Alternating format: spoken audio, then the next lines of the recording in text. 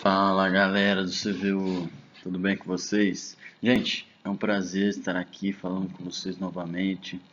Me pediram para gravar um vídeo falando algumas coisinhas sobre liderança, sobre sucessão e eu fiquei muito feliz. É sempre um prazer estar falando com vocês, estar podendo falar com meus irmãos CVU, onde eu mais cresci na vida.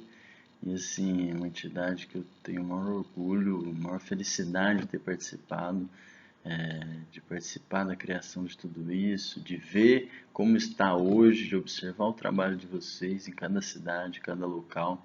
Vocês têm feito muita coisa e está um trabalho muito bonito mesmo, de verdade. Admiro muito toda a vazão que vocês estão dando, o crescimento para isso, mas acima de tudo a qualidade, a entrega, o coração que vocês estão colocando para isso tudo. Então é sempre um prazer voltar aqui e falar um pouquinho das minhas opiniões, da minha experiência. Acho que cada um de vocês tem uma experiência complementar, uma experiência favorável e que deve ser considerada. Todos nós vivenciamos muita coisa no CVU. Mas a respeito desse tema, gente, especificamente, liderança e sucessão, eu não conseguiria começar falando dele sem voltar um pouquinho para trás, né? Dar um passo para trás para dar dois para frente, né? Missão CVU. Eu queria falar um pouquinho da missão do CVU na minha visão. Na minha visão, gente, o CVU ele tem a missão de contribuir na formação de jovens no sentido humanista e no sentido cidadão, de cidadania. Essas duas palavras, humanidade e cidadania, no melhor sentido possível delas, né? No sentido de desenvolvimento e desabrochar de valores humanos, no sentido de desabrochar de valores cívicos, de participação social, de contribuir para a nossa sociedade e o desenvolvimento dela. Então, acho que isso é o básico. O CVU ele atua fazendo isso como missão principal. Aí você fala para mim, mas a gente faz voluntariado, Daniel, a gente não faz formação humana e cidadã. Mas então, gente, o voluntariado é uma ferramenta que o CVU usa, na qual ele enfoca seus processos, suas atividades, projetos, para gerar essa formação humana e cidadã, que é o objetivo principal. Foi isso que nós percebemos ao longo do tempo. Então eu queria já deixar bem claro essa opinião minha, e vocês, é claro, vão formar de vocês, né? Você vê, o Brasil está constituindo essa opinião, vamos dizer assim, nessa missão geral, e cada cidade vai adaptando ao seu local, à sua localidade, né? Então, tendo isso claro, gente, por que que isso é importante, né? Porque formar pessoas, estamos contribuindo na formação de pessoas, porque elas serão protagonistas. Essa é uma palavra também acho que é fundamental aí para o pessoal do CVU pensar em qualquer local.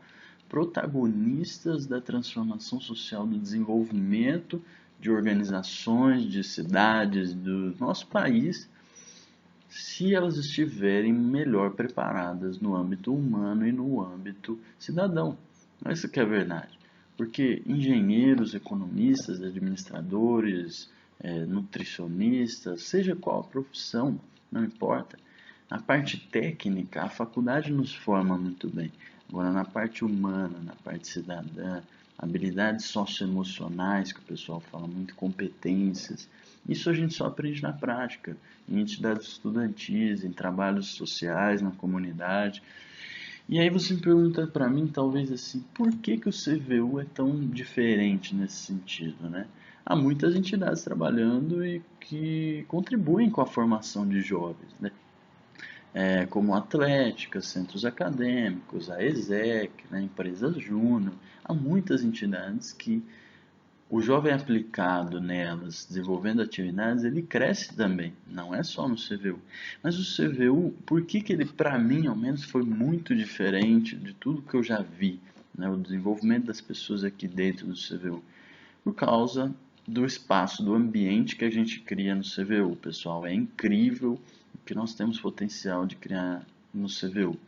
Essa família que a gente cria, esse sentimento de pertença, essa gratuidade, essa entrega por um bem maior, pelo voluntariado, pelas causas que a gente apoia, seja ambiental, seja idosos, crianças, vivenciar tudo isso, a gente criando juntos, por meio consensual, ou seja, não tem um líder, um professor que manda na gente, não tem um presidente que manda, é tudo feito de forma consensual. Isso dá pra gente um sentido de empoderamento, a gente toma corpo, a gente sente que pertence ao CVU, a essa família, e se entrega de corpo e alma.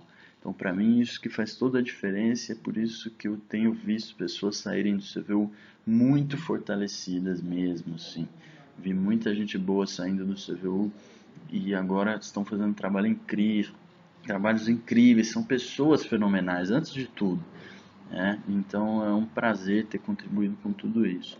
Bom, deixando tudo isso claro, né, essa questão da missão do CVU, falando um pouquinho sobre por que o CVU contribui tanto com a formação das pessoas, qual que é o chamado de um líder no CVU? Né? Porque é tudo consensual, a gente decide as coisas juntos. Qual que é o papel de um líder no CVU? Gente, aqui eu já deixo muito claro minha opinião. O papel de um líder no CVU é se apaixonar pelo desenvolvimento das pessoas da equipe dele. Esse é o papel do líder. É ser o exemplo, antes de tudo, dessa entrega que ele quer ver nos membros dele, mas esse exemplo não é um exemplo de quem faz tudo, mas um exemplo de quem quer ver o crescimento das pessoas ao seu redor, seja nas ações sociais das pessoas da comunidade, ou seja nas próprias pessoas da equipe. Aquele cara que se importa, que demonstra os valores humanos, fala, meu, quero vocês crescendo comigo, abraça essas pessoas, compreende as diferenças entre as pessoas, nem todo mundo é igual, nem todo mundo funciona igual, ele compreende essas diferenças, ele compreende o momento de vida de cada um. Então é um cara que se entrega em favor do desenvolvimento da equipe dele, se apaixona pelos seus membros. Né? Minha querida Giovanna Ottoni acho que concordaria comigo nesse sentido. É um cara que serve, na essência. Ele está ali para servir, está ali para mediar, está ali para chegar a consensos, está ali para facilitar atividades, projetos e processos. Ele é um facilitador. Ele olha para a equipe dele e fala, pessoal, nós temos tal objetivo, vocês concordam? A gente tem esse objetivo claro para todo mundo de fazer tal ação social, maravilha.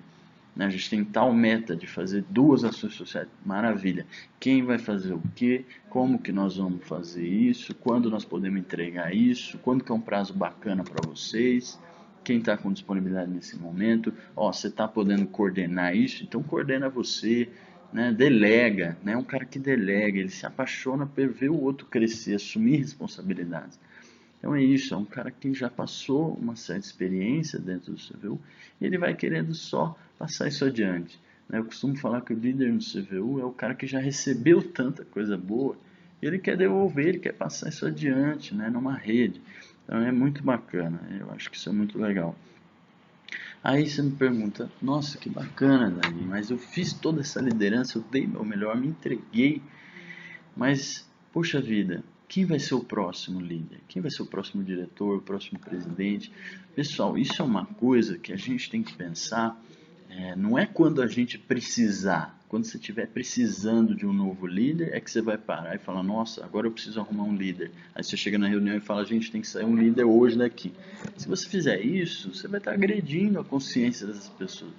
A sucessão é um processo que ele se inicia no começo do ano, em janeiro, no começo do seu mandato, se assumiu uma liderança, você já tem que estar pensando na sucessão, em tudo o que você vai fazer para chegar na época de você trocar a gestão e ter um líder já preparado, ter um ou mais, inclusive.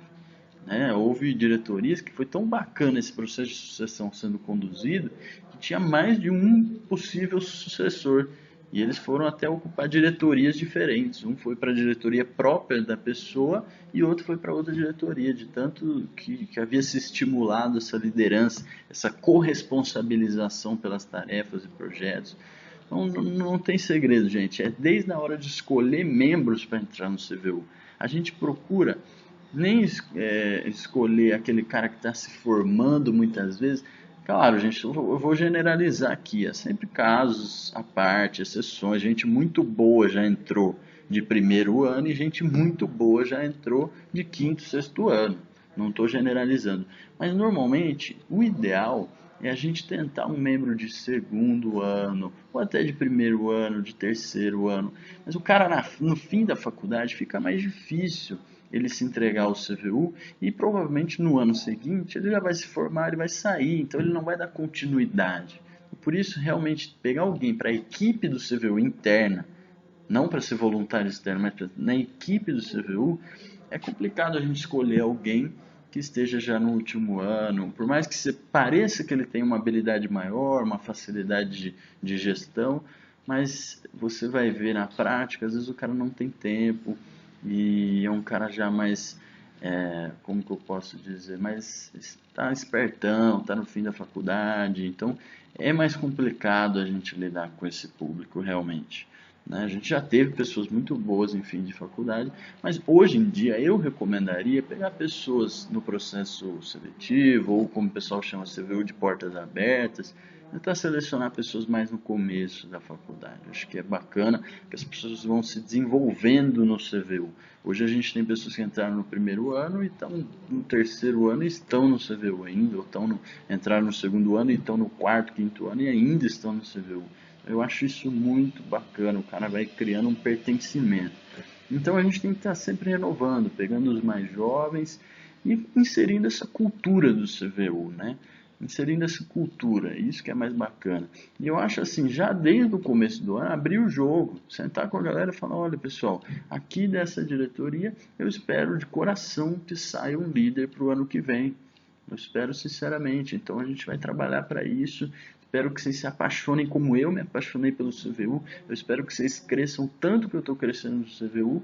E ao longo do tempo, ao longo desse ano do seu mandato, você vai concedendo espaço para as pessoas crescerem, para elas proporem projetos, darem ideias, assumirem responsabilidades, tarefas, cada dia mais complexas. Primeiro assumir responder um e-mail, ligar para alguém, depois assumir coordenar uma ação inteira ou coordenar uma palestra de apresentação de oportunidade de voluntariado, ou coordenar um projeto novo que dá oportunidade de voluntariado em determinada ONG, enfim, conceder espaço, lideranças pequenas que aos poucos vão crescendo para essa pessoa ir se empoderando, se acreditar capaz.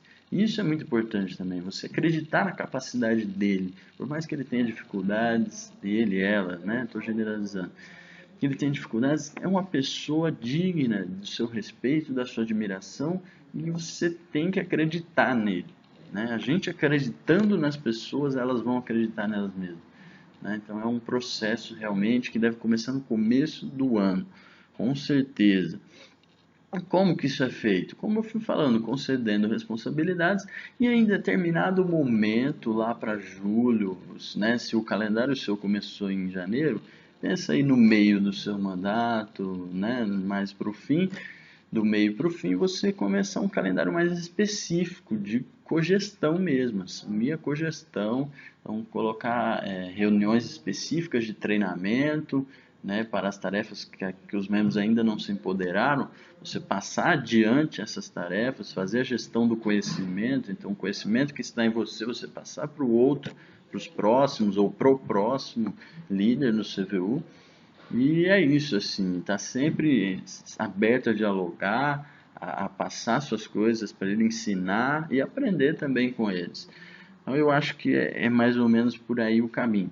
Tem receita de bolo? Não tem receita de bolo. Ribeirão Preto, por já estar há alguns anos a mais na frente dos outros, tem algumas experiências bacanas nesse sentido, na gestão do Neto e da Gi Benetati. O pessoal fez um processo de sucessão muito cuidadoso, com várias reuniões, que começou em julho e acabou em dezembro, sabe?